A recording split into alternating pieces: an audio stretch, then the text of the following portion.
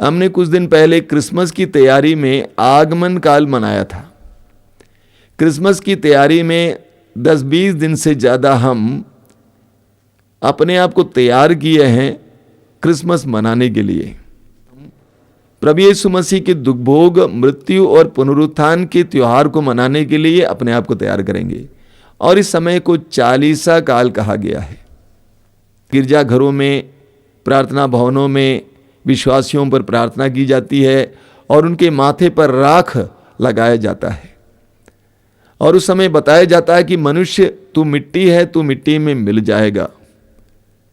राख को माथे पर लगाते हुए ये विश्वास दिलाया जा रहा है, ये बताया जा रहा है कि तुम अपनी वास्तविकता को जान लो कि तुम मिट्टी है। संसार में जो तुम इकट्ठा करने का प्रयास करता है वो व्यर्थ है। तू मिट्टी है, मिट्टी में मिल जाएगा। इसलिए प्रभु की ओर वापस लौट आओ। लोग चालीसा काल में उपवास और तपस्या करते हैं। कुछ लोग शुक्रवार को पूरी तरह से उपवास रखते हैं, हर शुक्रवार को। कुछ लोग 40 दिन उपवास रखते हैं, एक भोजन करते हैं रात के समय। यह तैयारी का समय है। कलीसिया ने आगमन काल और चालीसा काल क्यों निर्धारित किया है? ताकि प्रभु यीशु के वे भेद, वे रहस्य जिसके द्वारा संसार को मुक्ति मिली है, वे रहस्य, वे घटना जो 2000 वर्ष पहले घटित हुई, वो आज भी हमारे जीवन में घटित हो जाएं और उसका एक अनुभव प्राप्त हो। वरना क्रिसमस समारोह होकर बीत जाता, ईस्टर समारोह होकर बीत जाता। लेकिन कलीसिया चाहती है कि हर वर्ष क्रिसमस और ईस्टर का समय हर विश्वासी के लिए अनुग्रह और कृपा का समय बने, न केवल एक त्योहार का समय बने। इसीलिए चालीसा काल मनाया जाता है। वास्तव में चालीसा काल में 40 दिन से ज्यादा समय है। इसके बावजूद चालीसा कहा गया है। 40 अंक का बाइबल में बहुत बड़ा महत्व है। अन्य धर्मों में भी है, लेकिन बाइबल में 40 अंक का बहुत बड़ा महत्व है। हम पढ़ते हैं उत्पत्ति ग्रंथ के अध्याय 6 और 7 में, जब सारी सृष्टि, सारा संसार पाप से भर गया था और ईश्वर ने चाहा कि सारे संसार को पुनः सृष्टि करे। इसलिए ईश्वर ने इस संसार पर प्रलय भेजा, धरती पर प्रलय भेजा। लेकिन ईश्वर ने एक परिवार को बचाया जो धर्मी था। वो परिवार था नूह का परिवार। पूरी कहानी आपको पढ़ने को मिलेगी अध्याय 6 और 7 में उत्पत्ति ग्रंथ के। वहां पर हम पढ़ेंगे अध्याय 7 के वाक्य 2 में लिखा हुआ है कि ईश्वर ने 40 दिन और 40 रात पृथ्वी पर वृष्टि भेजा और ये सारा संसार, ये पृथ्वी पानी से भर गई और एक बहुत बड़ा प्रलय हुआ। सारी सृष्टि नष्ट हुई और ईश्वर ने एक नई प्रजाति, एक नई सृष्टि की। तो ये 40 दिन की वर्षा धरती को शुद्ध करने, पवित्र करने और एक नए सृजन के लिए था। ये चालीसा भी हमारे लिए उसी तरह शुद्धिकरण का समय है, दुष्ट प्रवृत्तियों से छुटकारे का समय है। सारी दुष्ट प्रवृत्तियों से हम छुटकारा पाएं और हम शुद्ध हो जाएं। ये चालीसा काल हमारे लिए एक ऐसा समय है। दूसरा है, हम पढ़ेंगे निर्गमन ग्रंथ के अध्याय 34 वाक्य 28 और विधिवरण ग्रंथ के अध्याय 9 उसके वाक्य 9 में मूसा ने इस्राएली जनता का नेतृत्व करते हुए मिस्र देश की गुलामी से अपने देश की ओर ले जा रहा था। उस समय सीनाई पर्वत पर 40 दिन और 40 रात प्रार्थना और उपवास में बिताया। सीनाई पर्वत पर सारी जनता को छोड़कर सीनाई पर्वत पर मूसा 40 दिन और 40 रात उपवास और प्रार्थना में बिताया। और उस समय प्रभु ने उससे वार्तालाप किया और प्रभु ने उसको 10 नियम दिया और मूसा ने पाटियों पर ये 10 नियम लिखा और वे 10 नियम लेकर मूसा पर्वत पर से नीचे उतर आता है। तो वे 40 दिन मूसा के लिए प्रभु की वाणी सुनने का समय था, प्रभु के आदेशों को ग्रहण करने का समय था। ये चालीसा काल हमारे लिए भी प्रभु की वाणी सुनने का समय है, प्रभु के आदेशों को अपनाने का समय है। हम पढ़ेंगे इस्यास नबी के ग्रंथ के अध्याय 2 के वाक्य 3 में, वहां पर लिखा हुआ है, हम प्रभु के पर्वत पर चढ़ें जिससे वो हमें अपना मार्ग दिखाएं और हमें उसके पथ पर चलना सिखाएं। हमें भी प्रभु के वचनों को सुनने की जरूरत है। इस 40 काल में हम लोग प्रभु के वचन को पढ़ने का प्रयास करेंगे। जिनको पढ़ना नहीं आता है वो वचन सुनिए, टेप के द्वारा और अन्य रूपों से सुनिए, लेकिन पवित्र वचन को सुनना और प्रभु के आदेशों को ग्रहण करने का समय है ये 40 काल। तीसरा है, हम पढ़ेंगे इस्राएली जनता मिस्र देश की गुलामी से बचकर अपने देश की ओर जा रही थी, लेकिन वो इस्राएली जनता, आप पढ़ेंगे विधिवरण ग्रंथ के अध्याय 2 वाक्य 7 और विधिवरण ग्रंथ के अध्याय 29 वाक्य 4 में 40 साल मरु प्रदेश में भटकती रही।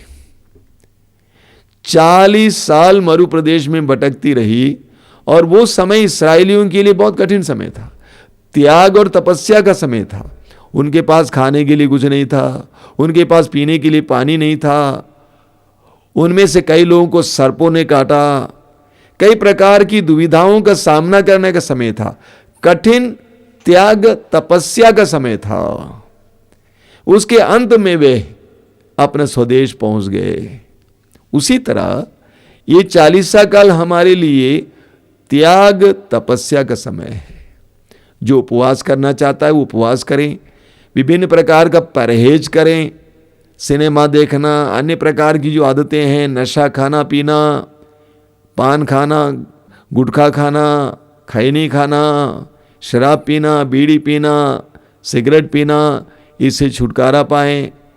अलग अलग प्रकार का त्याग और तपस्या जो पति पत्नी आपस में तय करेंगे कि हम लोग इन दिनों शारीरिक रिश्ता नहीं रखेंगे, बहुत अच्छा है।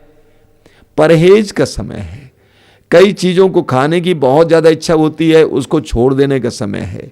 तो ये 40 दिन, जिस तरह 40 वर्ष इस्राएलियों के लिए कठिन तपस्या का समय था, जिसके अंत में उनको अपने स्वदेश में प्रवेश करना था, उसी तरह हमारे लिए यह तपस्या का समय है। बोलिए hallelujah, hallelujah, hallelujah, hallelujah, hallelujah. चौथा है, हम पढ़ेंगे राजाओं के पहले ग्रंथ के अध्याय 19 में। राजाओं के पहले ग्रंथ के अध्याय 19 में आप पढ़ेंगे नबी एलिय्याह के बारे में। नबी एलिय्याह ने बाल देवता के नबियों को मरवा डाला और रानी इज़ाबेल उसके ऊपर क्रुद्ध हुई और उसको खबर सुनाया कि मैं तुमको भी मार डालूंगी। और नबी एलिय्याह वहां से भाग जाते हैं और निर्जन प्रदेश में चले जाते हैं। अपने नौकर को भी छोड़कर वो पूरा दिन चलकर निर्जन प्रदेश के दूसरे कोने तक पहुंच जाते हैं और वहां पर एक झुरमुट के नीचे लेट जाते हैं और कहते हैं कि मैं मर जाऊंगा, प्रभु मुझे मरने दीजिए, मैं थक गया, मैं हार गया, आगे नहीं जा पाऊंगा। रात के समय, उस विश्राम के समय प्रभु उसको खिलाते पिलाते हैं। और वहां पे आप पढ़ेंगे राजाओं का पहला ग्रंथ अध्याय 19 वाक्य 8 में कि नबी एलिय्याह को ईश्वर ने खिलाया और उस रोटी और पानी के सामर्थ्य से वो 40 दिन और 40 रात पैदल चलकर प्रभु के पर्वत तक पहुंच गए। एलिय्याह थका हुआ था, निराश था, उदास था, उदासीन था, लेकिन ईश्वर ने उसको सामर्थ्य प्रदान किया, ऊर्जा प्रदान किया। उस ऊर्जा की शक्ति से वो 40 दिन और 40 रात बिना खाए पिए पैदल चलकर प्रभु के पर्वत तक पहुंच गए। बहुत सुंदर प्रतीक है। हमारे लिए भी ये 40 का समय इस तरह का समय है, प्रभु से ऊर्जा प्राप्त करने का समय। अगर हमारा विश्वास टूट गया, विश्वास को बढ़ाने का समय, विश्वास में दृढ़ होने का समय। ये 40 काल हमारे लिए, अगर हम निराश रहे, उदास रहे, उदासीन रहे हैं, ऊर्जा पाने का समय है, आशा पाने का समय है, अपने में पुष्ट होने का समय है और प्रभु के पर्वत के पास जाने का समय है, प्रभु के सानिध्य में जाने का समय है। मैं प्रभु को धन्यवाद देता हूं कि हमारे क्रिस्त भक्त लोग 40 काल में बढ़ चढ़कर प्रभु के सानिध्य में आते हैं, प्रार्थना के लिए आते हैं, प्रार्थना में समय बिताते हैं। बोलिए हालेलुया, हालेलुया, हालेलुया। पांचवा हम पढ़ते हैं प्रभु यीशु के बारे में। प्रभु यीशु ने 40 दिन और 40 रात उपवास और प्रार्थना की। लूकास के समाचार के अध्याय 4 उसके वाक्य 2 में लिखा हुआ है कि प्रभु यीशु ने 40 दिन और 40 रात उपवास और प्रार्थना में समय बिताए। अपने सुसमाचार के प्रचार और घोषणा का कार्य शुरू करने से पहले प्रभु ने 40 दिन और 40 रात उपवास और प्रार्थना में बिताया।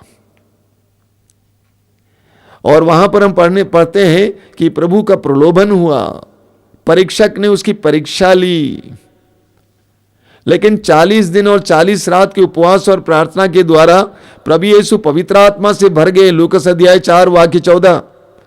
पवित्र आत्मा से पुष्ट होकर शैतान को प्रभु ने हराया। प्रभु ने कहा, हट जाओ शैतान।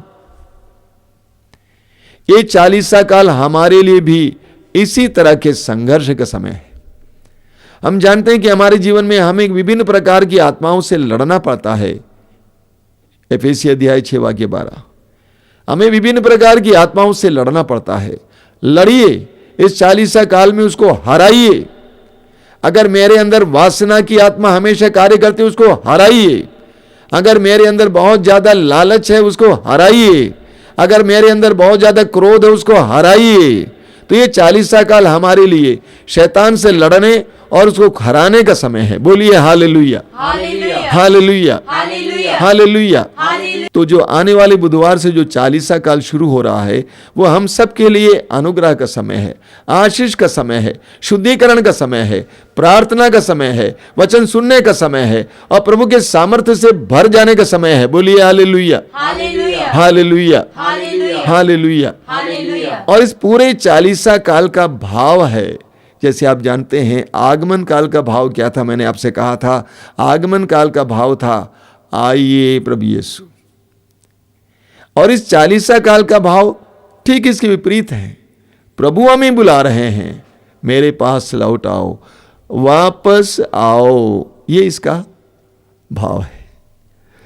लौट आओ, वापस आओ, रिपेंट, पश्चाताप करो, ये इसका भाव है। पश्चाताप करो, वापस आओ, लौट आओ पिता के भवन की ओर। यह 40 काल का भाव है। और इसीलिए प्रतिदिन हमें प्रभु की इस आवाज को सुनना चाहिए। जब से आदम और हेवा ने पाप की अपराध किया, ईश्वर की आज्ञा का उल्लंघन करके अदन बगान से बाहर गया, उस समय से प्रभु ने अपने नबियों के द्वारा, अपने भक्तों के द्वारा विश्वासियों को आमंत्रित किया है, कहा है वापस आओ, वापस आओ, वापस आओ। पूरी बाइबल में हमें पढ़ने को मिलता है पश्चाताप करो, वापस आओ। पश्चाताप का मतलब क्या है? यूनानी भाषा में एक शब्द है मेटनोइया। मेटनोइया का अर्थ है पीछे मुड़। पीछे मुड़। जिस मार्ग से तू जा रहा था वो मार्ग तुम्हारे लिए अच्छा नहीं है, वो तुम्हारे लिए हानिकर है, विनाश का मार्ग है। बेटा बेटी पीछे मुड़ो और वापस आ जाओ। बाइबल में हमें विशेष करके नए विधान में उस उड़ाऊ पुत्र के दृष्टांत में पश्चाताप और वापसी का एक सुंदर नमूना मिलता है। उस धनी इंसान के 2 बेटों में से दूसरा बेटा अपनी इच्छा से पिता से संपत्ति का अपना हिस्सा लेकर परदेश चला जाता है और बुराई में उड़ा देता है। वहां पर अकाल पड़ता है, खाने के लिए कुछ नहीं मिल रहा था। अंत में उसने सुअर चराने का काम शुरू किया। लेकिन एक कृपा का समय ऐसा आया जब उसको इसका एहसास हुआ कि मैं कहां हूं, मैं कहां था, मैं कहां से हूं, कहां आया हूं, मैं कैसा था, आज मेरी क्या दशा हो गई है। सुसमाचार में लिखा हुआ है वो होश में आया, वह होश में आया। ये हमारे लिए मेरे भाई और बहनों होश में आने का समय है। दुनिया में बहुत सारे लोग मदहोशी में हैं, बेहोश नहीं है, मदहोशी में है, होश में नहीं है, सच्चाई के करीब नहीं है, मस्त हैं, ढूंढ रहे हैं, भटक रहे हैं, घूम रहे हैं, किसी तरह जिंदगी जी रहे हैं, खा पी रहे हैं, कपड़े लत्ते में पैसा बर्बाद कर रहे हैं, होश में नहीं आए हैं। तो ये 40 काल सबसे पहले हमें उस उड़ाऊ पुत्री की तरह होश में आने का समय है। जरा सोचने के लिए समय निकालो यार, समय निकालो, सोचो, बैठो, मैं क्या कर रहा हूं, क्यों कर रहा हूं, कैसे कर रहा हूं, किस वास्ते कर रहा हूं, मेरे जीवन का क्या उद्देश्य है, मैं कहां जा रहा हूं। सोचिए, शराब पीने वाले हों, व्यभिचार में जीवन बिताने वाले हों, अलग अलग प्रकार की चीज़ों में खोए हुए हों, समय निकालना, होश में आना, थोड़ा समय बैठिए, सोचिए।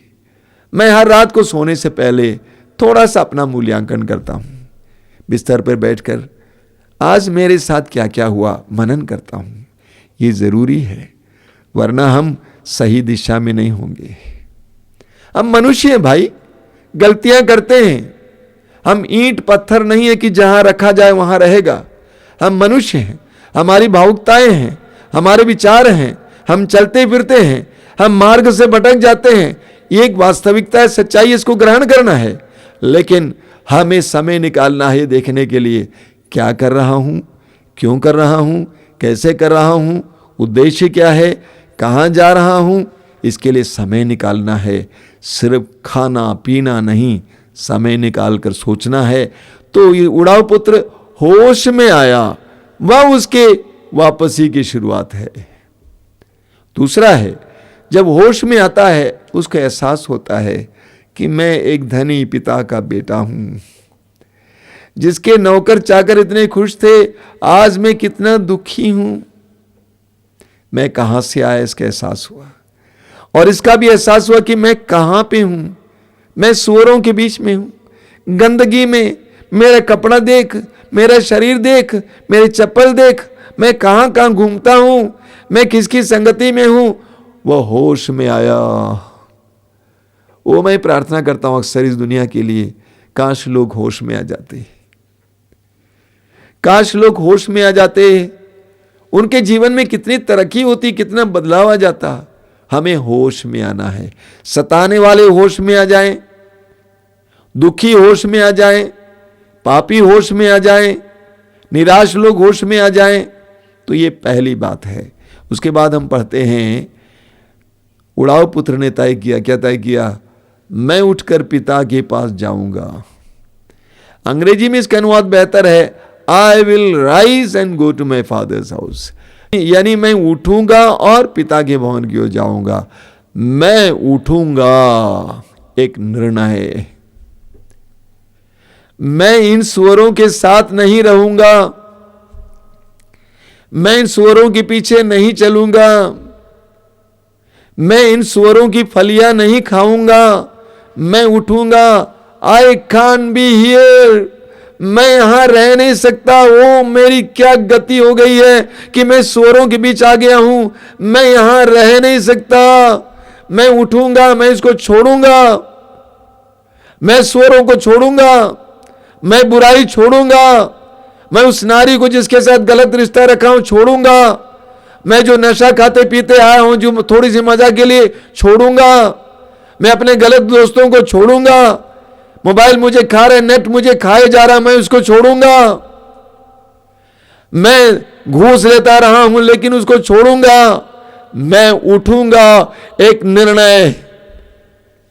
यह 40 काल हमारे लिए ऐसे कठोर निर्णय लेने का समय है। मेरे भाइयों और बहनों, जानते हैं ऐसे कठोर निर्णय लेने से आपके जीवन के लिए अनुग्रह का भंडार खुल जाएगा। घूस लेने वाला सोचता है यही एकमात्र मार्ग है कमाने का। नहीं भैया, इसको छोड़ो, तुम्हारे लिए अनुग्रह का भंडार खुल जाएगा। तुम्हारे बाल बच्चे सही सलामत रहेंगे, रोग तुम्हारे परिवार को छोड़ देगा। प्रभु ने स्वयं कहा है, तुम अपने प्रभु ईश्वर की सेवा करोगे, वह तुम्हारे अन्न जल पर आशीर्वाद देगा, मैं तुमसे बीमारियां दूर रखूंगा। उड़ाव पुत्र ने कहा, मैं उठूंगा। दूसरा निर्णय, मैं पिता के पास चला जाऊंगा। मैं पिता के पास चला जाऊंगा। मेरा पिता मुझे प्यार करता है, मुझे विश्वास है। मैंने उसको बदनाम किया, मैंने उसकी संपत्ति को गंवा दिया, नष्ट कर दिया, लेकिन मैं विश्वास करता हूं कि मेरा बाप है, वो मेरा पिता है, वो मुझे प्यार करता है। मैं कितना ही बड़ा पापी क्यों ना हूं, मैं उसका बेटा ही हूं, रहूंगा, और वह मेरा पिता है। पिता के पास लौटने का समय है, प्रभु के पास लौटने का समय है। अगर आपने अपने जीवन में प्रभु के लिए समय नहीं निकाला। आप इतने व्यस्त थे। कुछ दिन पहले एक परिवार आया था, बहुत परेशान है। मैंने पूछा, प्रार्थना करते हैं, विश्वासी परिवार है, मसीही परिवार है। लड़का बोलता है कि क्या करूं, हम लोग इतने व्यस्त हैं बिजनेस में। मैंने कहा कतई नहीं बोलना ये व्यस्त हूं, समय देने वाला तुझे पीटेगा। कभी नहीं बोलना। कभी अपने जीवन में आपके मुंह से शब्द निकलना नहीं चाहिए कि मैं व्यस्त हूं इसलिए प्रार्थना के लिए समय नहीं मिलता है। कभी नहीं बोलना, ये बहुत खतरनाक है। जिसने आपको 24 घंटा मुफ्त में दिया है, जिसके लिए आपने कोई पेमेंट नहीं किया है, उसको समय देने के लिए आपके पास समय नहीं है। कितने बड़े बेवकूफ है, अन्यायी हैं आप। आज तक आपने प्रभु के लिए समय नहीं निकाला, निकालो समय। हटाओ, उतना काम कम करो, उतनी कमाई कम करो, प्रभु के लिए समय दो। प्रभु यीशु ने क्या कहा, जो कैसर का है कैसर को दो, और जो ईश्वर का है उसको दो, ईश्वर को दो। ईश्वर को देने के लिए समय निकालिए, वरना आपका समय कट जाएगा। है ईश्वर को समय देने के लिए समय निकालिए, वरना आपका समय कट जाएगा। आपको निर्णय लेना है। 40 काल हमारे लिए निर्णय का समय है कि मैं पिता के घर जाऊंगा। I will go to my father's house. प्रभु को समय दूंगा, प्रभु के साथ बैठने, उनकी बातों को सुनने, उनके वचन को सुनने के लिए मैं समय निकालूंगा। मैं जानता हूं कि आप सभी लोग जो सुनने वाले हैं प्रभु के लिए समय निकालने वाले हैं, लेकिन कई लोगों को प्रेरणा दीजिए कि इस वचन को सुने। कई लोगों को प्रेरणा दीजिए, उनको बताइए, आप उनको डांट के बोलिए। आप एक विश्वासी हैं, डांट सकते हैं, बोलिए ऐसा मत कीजिए। आपको प्रभु के लिए समय निकालना है। प्रभु चाहते हैं कि आपके 24 घंटों में से कम 1-1.5 घंटा उनको दें। समय निकालना जरूरी है। यस, तभी अन्य काम होना चाहिए। कुड़ाऊ पुत्र ने कहा, मैं पिता के पास लौटूंगा। अगला कदम उसने कहा, मैं पिता से कहूंगा, पिताजी मैंने पाप किया है, मैंने आपके विरुद्ध और स्वर्ग के विरुद्ध पाप किया है, मैंने पाप किया, मैं अपना पाप स्वीकार करूंगा। ये 40 काल हमारे लिए अपने जीवन का मूल्यांकन करने का समय है। मैंने पाप किया है प्रभु, मेरी गलती है। मैं नहीं बोलूंगा उसकी गलती है। कुड़ाऊ पुत्र ने इन्हें कहा कि पिताजी आप मुझे जानते हैं, मैं कितना सीधा साधा लड़का था, मेरे दोस्तों ने मुझे बहका दिए थे। नहीं, अपना पाप स्वीकार करेंगे। मैं पापी हूं, मैंने ही किया प्रभु, मैंने ही किया प्रभु। मैं आपका पुत्र कहलाने योग्य नहीं हूं, मैं आपकी पुत्री कहलाने योग्य नहीं हूं। प्रभु मुझ पर दया कर। तो ये 40 काल हमारे लिए अच्छे पाप स्वीकार का समय है।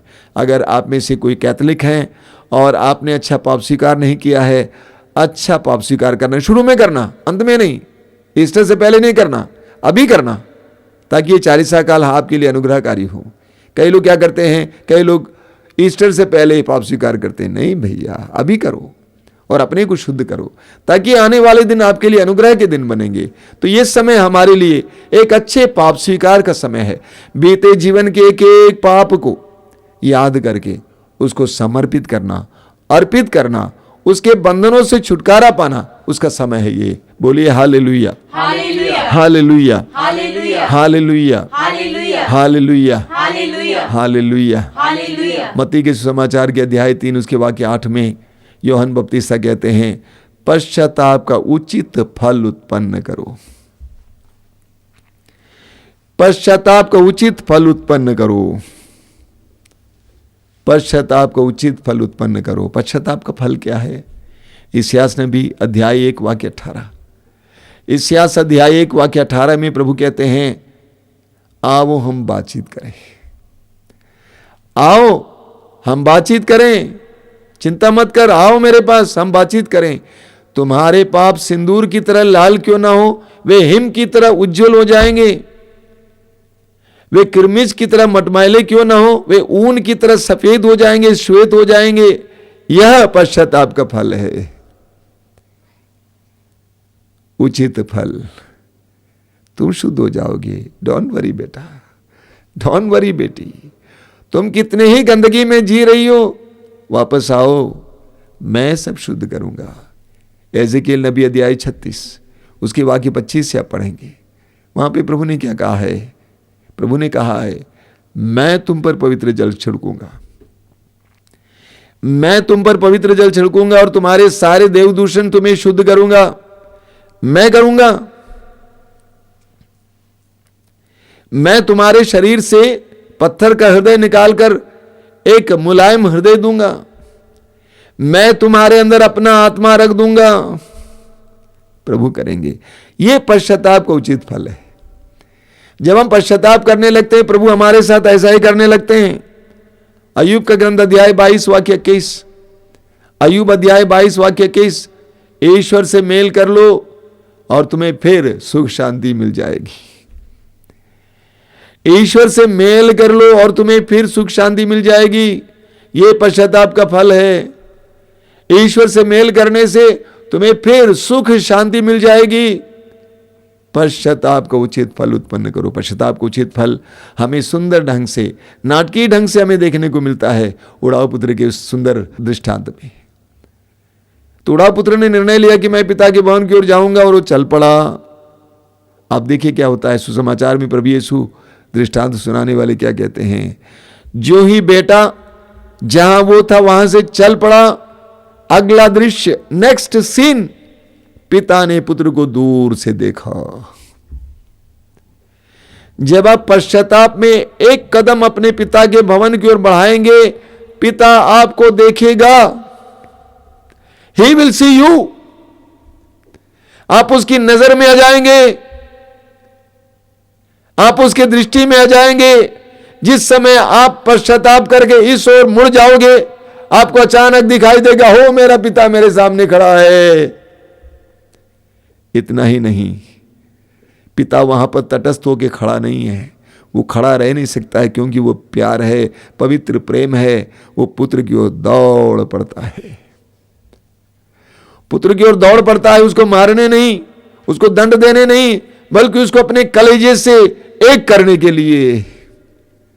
पुत्र बोलते जा रहा है कि मैंने पाप किया, अपराध किया आपके विरुद्ध, स्वर्ग के विरुद्ध, लेकिन पिता को कुछ सुनाई नहीं देता है। पिता को एक ही बात सुनाई देती है, मेरा बेटा चला गया था, वापस आ गया है। वो मर गया था, वो जी गया है। उसको कलेजे से लगाता है, उसके लिए प्रबंध करता है। नौकरों से कहता है, जल्दी करो, चप्पल ले आओ, सैंडल ले आओ, अंगूठी पहनाओ उसका अंगुली में, अच्छा कपड़ा ले आओ, इसको अच्छा कपड़ा पहनाओ। एवरीथिंग वापस, सब कुछ वापस मिलता है। और इसके सम्मान में भोज की तैयारी करो, लोगों को बुलाओ, आनंद मनाएं। यह है पश्चाताप का उचित फल। मेरे प्रिय भाई और बहनों, इसायास नबी अध्याय 30 वाक्य 15 आपने बार बार सुना है। वहां पे लिखा हुआ है, पश्चाताप और स्वीकृति में तुम्हारा कल्याण है। पश्चाताप और स्वीकृति में तुम्हारा कल्याण है। यस, घूस, व्यभिचार और अन्य चीज में नहीं है। तुम्हारा कल्याण पश्चाताप और स्वीकृति में है। जब मनुष्य पश्चाताप करने लगता है, प्रभु ईश्वर उसके साथ वही करता है जो उड़ाऊ पुत्र के इस दृष्टांत में आपने सुना। भरपूर दे देता है, सब कुछ का प्रबंध करता है, नौकरी का प्रबंध करेगा, बच्चों की शादी का प्रबंध करेगा, सब कुछ का प्रबंध करेगा, लेकिन पश्चाताप करना है, घमंड छोड़ना है। हमारे अंदर बहुत घमंड है, घमंड छोड़ना है। उड़ाऊ पुत्र अगर सोरों के बीच में बैठे बैठे ये बोलता रहता, मैंने पाप के इसीलिए मैं यहां बैठा हूं, मैंने पाप के इसीलिए मैं यहां बैठा हूं, और रोता रहता, कोई फायदा नहीं होता। उसको अपने घमंड को तोड़ना था, छोटा बनना था, उठना था, पिता के भवन की ओर चलना था। तब उसकी जिंदगी में पिता की अनुग्रहों और कृपाओं की वृष्टि हुई। मेरे प्रिय भाई और बहनों, ये 40 काल हमारे लिए बहुत अनोखा समय है। मैं फिर आपको याद दिलाना चाहता हूं, अधिक से अधिक भाई बहनों को, जो रिश्तेदार आपके हैं, फोन करके बोलिए इस प्रवचन को सुनने के लिए। ये आपकी ओर से एक बहुत बड़ा सुसमाचार प्रचार का कार्य होगा। ये इसलिए नहीं कि हम चाहते हैं कि हमारे व्यूज बढ़े, हमारे व्यूज ना बढ़े, कोई आवश्यकता नहीं है। हमें कोई बिजनेस नहीं करना है यहाँ पे, हमें कोई नाम नहीं कमाना है, मुझे कोई नाम की जरूरत नहीं है। लेकिन आप अधिक से अधिक लोगों को बताइए कि इस प्रवचन को सुने, क्योंकि हम इसको अलग से भी यूट्यूब में डालेंगे। इस प्रवचन को सुने और प्रभु की ओर लौट आए। उनको जीवन का रहस्य बताइए कि पश्चाताप और स्वीकृति में आपका कल्याण है, आपके परिवार का कल्याण है। आंखें बंद कीजिए। प्रभु यीशु धन्यवाद देते हैं सुंदर समय के लिए, तेरे अनुग्रहों के लिए, आशीषों के लिए। यीशु तू कितना हमसे प्यार करता है। तू चाहता है कि हम वापस आएं और जीवन प्राप्त करें। जैसा कि हम पढ़ते हैं इसायास नबी अध्याय 53 में लिखा हुआ है, वाक्य 6 में, हम सभी लोग भेड़ों की तरह अपनी अपनी राह पकड़कर भटक गए। हाँ प्रभु, मान लेते हैं हम सभी लोग भेड़ों की तरह अपने अपने मार्ग पर पकड़कर भटक जाते हैं। हम अपनी सोच के अनुसार जीवन जीते हुए भटक जाते हैं, परेशान हैं, दुखी हैं। प्रभु तेरे पास आने की कृपा दीजिए। ये 40 काल हम सबके लिए अनुग्रह का समय हो, आशीष का समय हो।